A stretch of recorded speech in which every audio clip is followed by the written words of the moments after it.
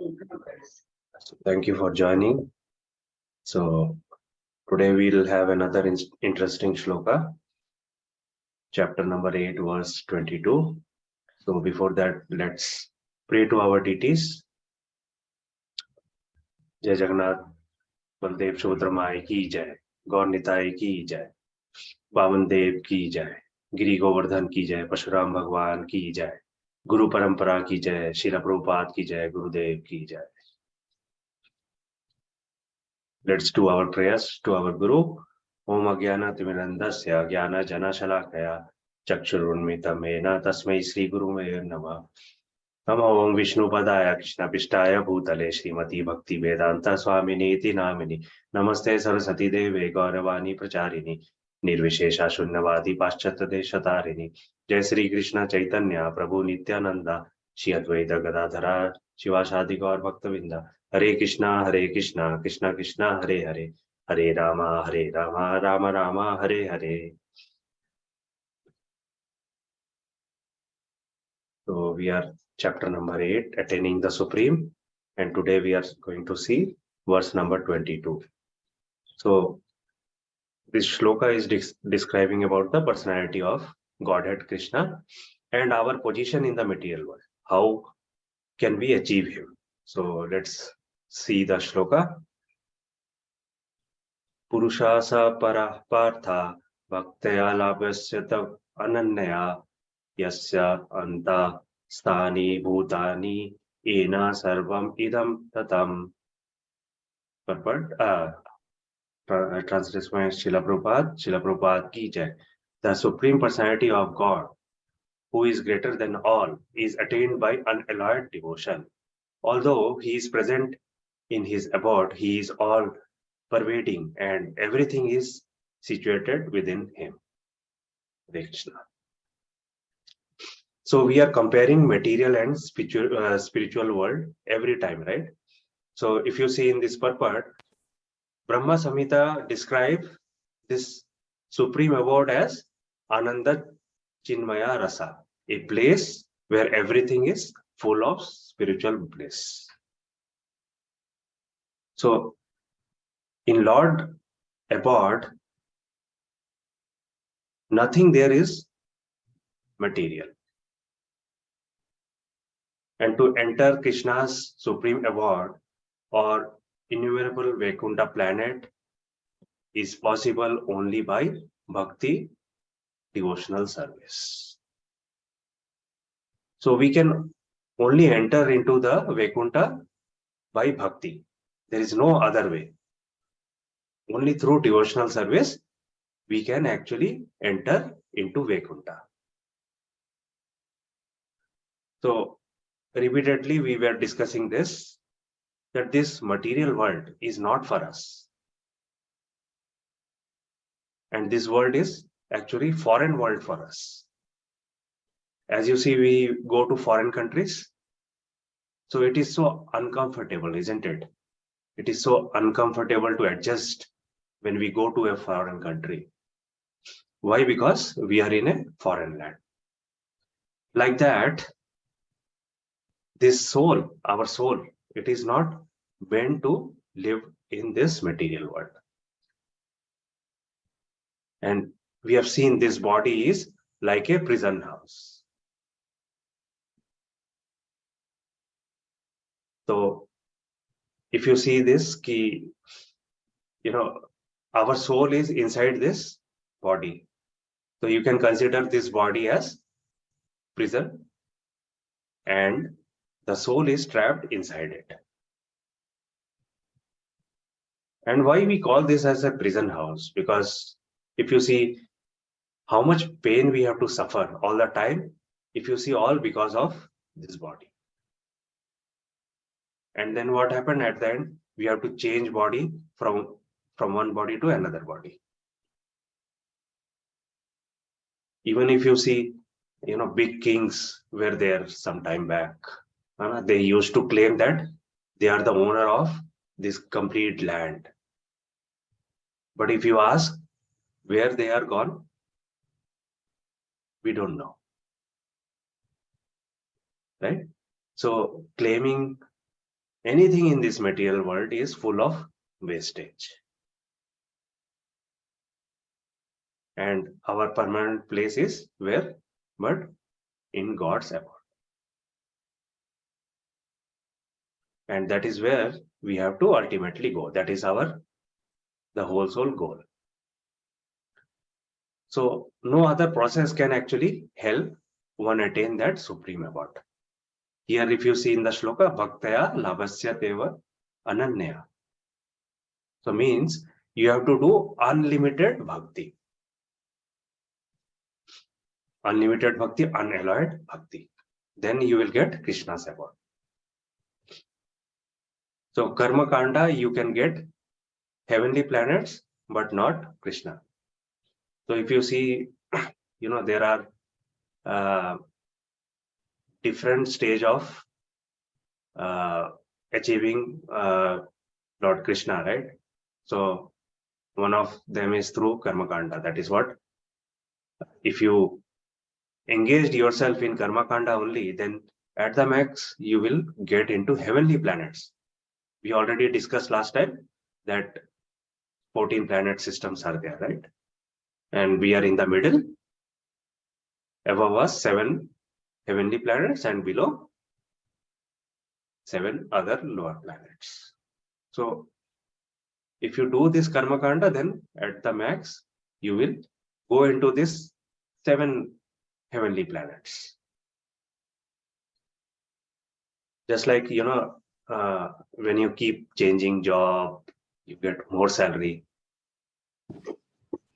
Okay, so whatever you acquire through that is temporary. So you may acquire temporary assets, but not through Krishna. Only through unalloyed bhakti we can get it. So in the purport also, this is mentioning. So if you see in this purport, he is the supreme merciful deity, and although situated there is as one, he has expanded himself into millions and millions of plenary expansions. If you make Krishna happy, everyone will be happy with you. So do you realize this? If you make Krishna happy, then automatically everybody will get happy with you. So if you have not noticed this, so you try to do this. So generally what we happen, we try to please or make happy some or other person, right? Let it be your boss, or at home your husband or your wife or your children. Every time we are engaged in making them happy. But here it is saying ki if you make Krishna happy, then automatically everyone will get happy with you. So if you have not followed this, just try to realize this. So few examples we try to get out of this is, when you give food to your stomach, then automatically the complete body, your hand, legs, and everything will get nourishment. Similarly, let's say a mother is carrying a child in her womb, so she don't have to feed her separately. If we take the food, automatically the child will get the nourishment. So once you do it for Krishna, Krishna will be always indebted to you. And then Krishna thinks, what I can do for that devotee. He will be always, thinking about that devotee. When if you do a lot of bhakti, bhakti seva to Krishna, he reciprocate. He always start thinking what I can do for this bhakta. And then in Gita, if you see, Krishna is saying, Aham Param Purusha. So what do you mean by Purusha here? So everybody thinks Purusha means male, right? So it is not about male or female. Purusha actually means here enjoyer, one who actually is the enjoyer. So in this world, everyone, whether it is male or female, he want to become Purusha. That means he want to become a enjoyer. So even if you see in this material world, the relation is intact till you give enjoyment to the other, isn't it? As long as you are pleasing somebody, you are giving some enjoyment to the other person, your relation will be all intact. The moment you don't give any enjoyment, or if you stop pleasing to the other person, he will actually turn back. So three terms we have seen before: Purusha, Prakriti, and Jiva, right? So again, we are refreshing this. Purusha is enjoyer, Prakriti, you know the nature, and Jiva is actually to be enjoyed. So actually speaking, we as a Jiva, we are to be enjoyed. But what we are doing? We are trying to become the enjoyer. We have to understand this. Actually, ultimately the enjoyer is Purusha, that is Bhagavan. And we are to be enjoyed. So we must review this. We have to think about this, what we are doing to make Krishna happy. See, our whole soul goal is to make Krishna happy. So actually what we are doing from day, since morning till night, at the end of the day, we should think what we did to make Krishna happy today. So if you try to understand the logic of gopis, right, then we can understand here. See, in Vrindavan, gopi dresses so well. We have seen how gopis are dressed. They dress so well so that Krishna become happy. Because they know if Krishna is happy, then only they will be happy. So if we change our attitude, if we start thinking from that level, instead of making ourselves happy, if we start thinking, ki, what today I have to do to make Krishna happy, then Krishna will make us happy. So in this purport, again, it is mentioned here, the plenary expansion of the Lord, who reside over Vaikuntha planets, are four, and they are known by variety of names, isn't it? We have seen in Vaikuntha, Krishna is known by so many names like Purushottama, Trivikrama, Keshava, Madhava, Niruddha, Rishikesha, Sankana, Pradyumna, Sridhara, Vasudeva, Damodara, Janardana, Narayana, Vamana, Padmanabha, etc. So everything is made up of God. He can actually expand himself in any form or multiple form. So when you see Hiranyakashipu was asking Prahlad Maharaj, is your God reside in this pole or pillar also? Prahlad Maharaj says, yes, he is there everywhere. He is there in this pillar also. And then Krishna appeared. Right? Krishna appeared from that pillar. So we should not have any doubt about Krishna. He is there everywhere. So like that, if you see, bhakti is just like a passport to Krishna's abode. That is Goloka. So we all were actually are like terrorists of Goloka. Why we are like a terrorist of Goloka? Because we opposed, right? We oppose. That is why we actually are sent to this material world. So now, can you claim yourself as a gentleman?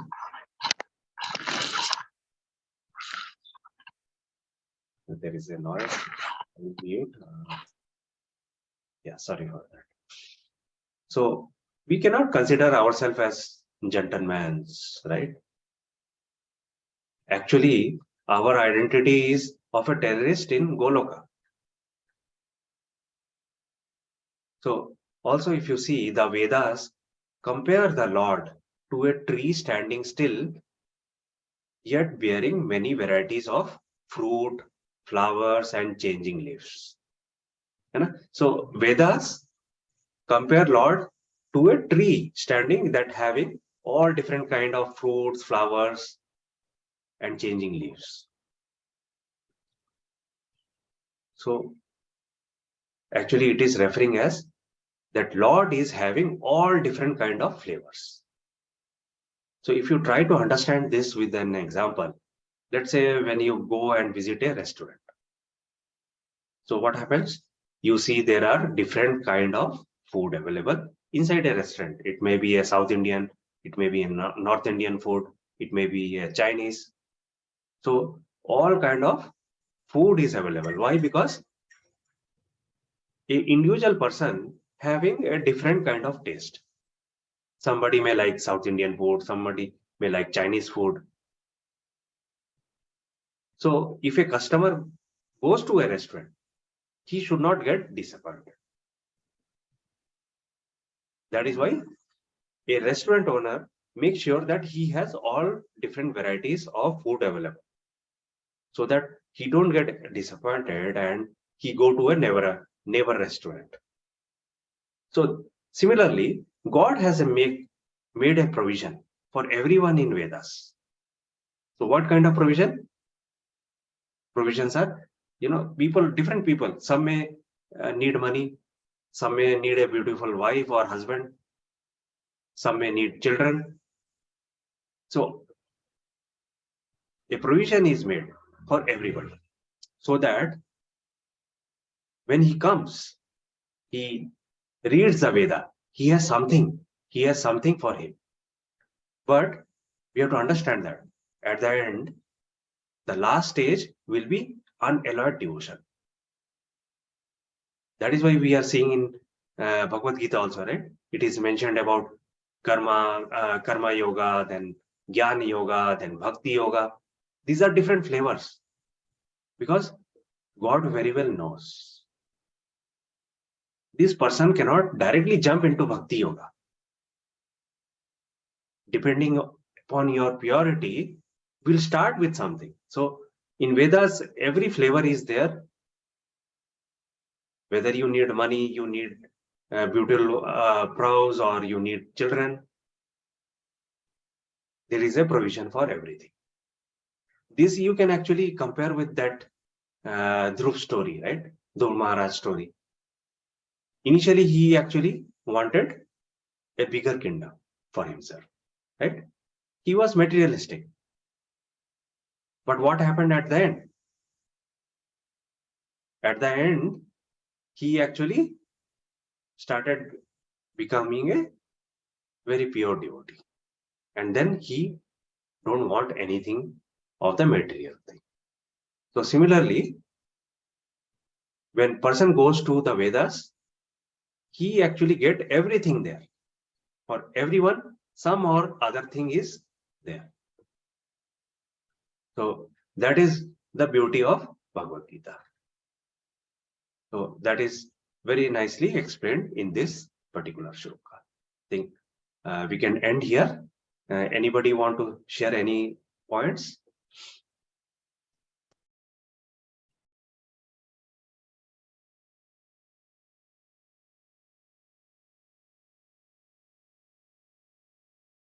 Okay, if there is no other questions, any other announcements? Okay, thank you, Mataji's Prabhuji's, for joining. We'll join tomorrow again. Hare Krishna. Hare Krishna, Prabhuji. Dandavat Prabhu. Mataji. Hare Krishna. Thank you. Thank you for joining. So we'll join tomorrow again. Hare Krishna. Srila Prabhupada ki jai.